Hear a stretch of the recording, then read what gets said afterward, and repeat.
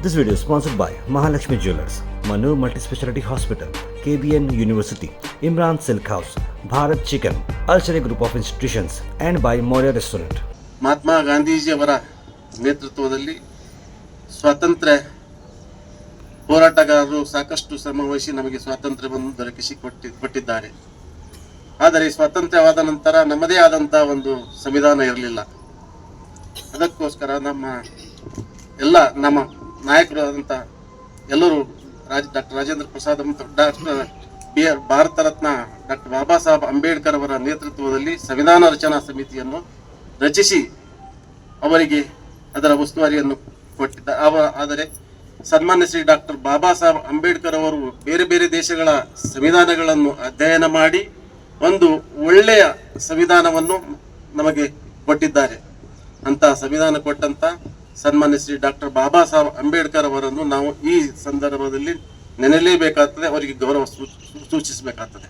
ಅಂತ ಒಬ್ಬ ನಾಯಕರು ನಮಗೆ ಒಳ್ಳೆಯ ಸಂವಿಧಾನ ಕೊಟ್ಟಿದ್ದಾರೆ. ಮತ್ತು ಈ ದೇಶದಲ್ಲಿ ಯಾವುದೇ ಪುಸ್ತಕಗಳು ಇದ್ದರೂ ಕೂಡ, ಯಾವುದೇ ಧರ್ಮದ ಗ್ರಂಥಗಳಿದ್ದರೂ ಕೂಡ ನ್ಯಾಯ ಒದಗಿಸಿ ಕೊಡ್ತಕ್ಕಂಥ ಇದು ನಮ್ಮ ಸಂವಿಧಾನ ಒಂದೇ. ಈ ಸಂವಿಧಾನ ಮೇಲೆ ನಡೆಯೋದು ರಾಜಕೀಯ ಎಲ್ಲಾನು ಕೂಡ. ಆ ಸಂವಿಧಾನ ಇದ್ದರೆ ನಾವೆಲ್ಲರೂ ಸುರಕ್ಷತೆಯಿಂದ ಇರ್ತೇವೆ.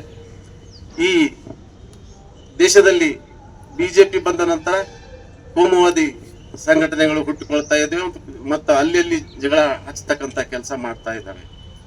ಇದರ ನಮ್ಮ ಡಾಕ್ಟರ್ ಬಾಬಾ ಸಾಹೇಬ್ ಅಂಬೇಡ್ಕರ್ ಅವರು ಸಂವಿಧಾನ ಕೊಟ್ಟಂತೆ ನಮ್ಮ AICC ಅಧ್ಯಕ್ಷರು ಆದಂತಹ ಸನ್ಮಾನ್ಯ ಶ್ರೀ ಡಾಕ್ಟರ್ ಮಲ್ಲಿಕಾರ್ಜುನ್ ಖರ್ಗೆ ಸಾಹೇಬರು 371 ಕಲಂ ಜೆ ತಿದ್ದುಪಡಿ ಮಾಡಿ ಈ ಭಾಗಕ್ಕೆ ಒಂದು ಒಳ್ಳೆಯ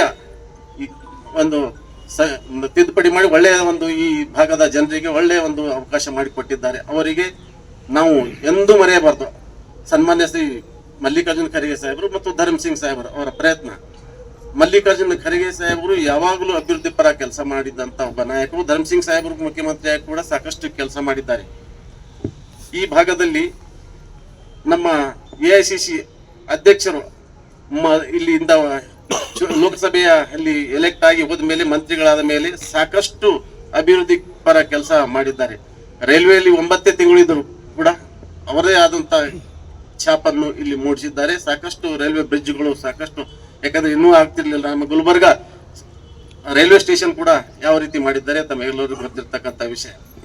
ನಮಗೆ ಒಂದು ಗರ್ವದ ವಿಷಯ ಏನಂದ್ರೆ ಸನ್ಮಾನ್ಯ ಶ್ರೀ ಮಲ್ಲಿಕಾರ್ಜುನ್ ಖರ್ಗೆ ಸಾಹೇಬರು AICC ಅಧ್ಯಕ್ಷರಾದ ಮೇಲೆ ಮಹಾತ್ಮ ಗಾಂಧಿ ಅವರು ಅಧ್ಯಕ್ಷರಾದ ಬೆಳಗಾವಿಯಲ್ಲಿ ಅಧಿವೇಶನ ಏನು ಮಾಡಿದ್ರು, 100 ಅಧಿವೇಶನದ ಇಲ್ಲಿ ನಮ್ಮ AICC ಅಧ್ಯಕ್ಷರು 100 ಅಧಿವೇಶನದಲ್ಲಿ ಈಗ ಅವರು AICC ಅಧ್ಯಕ್ಷರಾಗಿದ್ದಾರೆ. ಅವರ ಹೆಸರು ಚಿರಋಣಿಯಾಗಿರ್ತದೆ. ಯಾಕಂದ್ರೆ ಈ ಅವಕಾಶ ಯಾರಿಗೂ ಸಿಕ್ಕಿರಲಿಲ್ಲ. ಆದರೆ ಸನ್ಮಾನ್ಯ ಶ್ರೀ ಮಲ್ಲಿಕಾರ್ಜುನ್ ಖರ್ಗೆ ಸಾಹೇಬರಿಗೆ ಸಿಕ್ಕಿದೆ. ಅವರು ಅಲ್ಲಿ ಬೆಳಗಾವಿಯಲ್ಲಿ ಅಧಿವೇಶನದಲ್ಲಿ ಭಾಗವಹಿಸಿ ಮತ್ತು ಅಲ್ಲಿ ಗಾಂಧಿ ಸ್ಟ್ಯಾಚು ಕೂಡ ಅಲ್ಲಿ ನಮ್ಮ ಸುವರ್ಣಸೌಧದಲ್ಲಿ ಅವರ ಕೈಯಿಂದನೇ ಉದ್ಘಾಟನೆ ಆಗಿದೆ. ಅಂತ ಒಬ್ಬ ನಾಯಕರು ನಮ್ಮ ಗುಲ್ಬರ್ಗ ಹೆಮ್ಮೆಯ ವಿಷಯ. ಅಂತ ಒಬ್ಬ ನಾಯಕರು ಇಲ್ಲಿಂದ ನಮ್ಮ AICC ಅಧ್ಯಕ್ಷರಾಗಿ ಇಷ್ಟು 100 ಮಹಾತ್ಮ ಗಾಂಧಿ ಅವರ ಇದರಲ್ಲಿ ಭಾಗಿಯಾಗಿರ್ತಕ್ಕಂಥದ್ದು ನೀವೆಲ್ಲರೂ ಇಡೀ ದೇಶದ ಜನರು ಕೂಡ ಅಲ್ಲಿಗೆ ಬಂದಿದ್ದರು. ಅಂತ ಒಬ್ಬ ನಾಯಕರು ನಮ್ಮ ಈ ಭಾಗದಿಂದ ಹೋಗಿದ್ದಾರೆ. ಇದು ನಮಗೆ ಹೆಮ್ಮೆಯ ವಿಷಯ. ಅಂತ ನಾಯಕರ ನೇತೃತ್ವದಲ್ಲಿ ನಾನು ಕೂಡ ಜಿಲ್ಲಾ ಕಾಂಗ್ರೆಸ್ ಅಧ್ಯಕ್ಷನಾಗಿ ಅವರು AICC ನಾನು ಗುಲ್ಬರ್ಗ ಜಿಲ್ಲೆಯ ಅಧ್ಯಕ್ಷನಾಗಿದ್ದು ಕೂಡ ನನಗೂ ಒಂದು ಹೆಮ್ಮೆಯ ವಿಷಯನೇ. ತಮ್ಮೆಲ್ಲರಿಗೆ ನಾನು ಗಣರಾಜ್ಯೋತ್ಸವದ ಶುಭಾಶಯಗಳನ್ನು ಮತ್ತೊಮ್ಮೆ ಕೋರಿ ಈಗ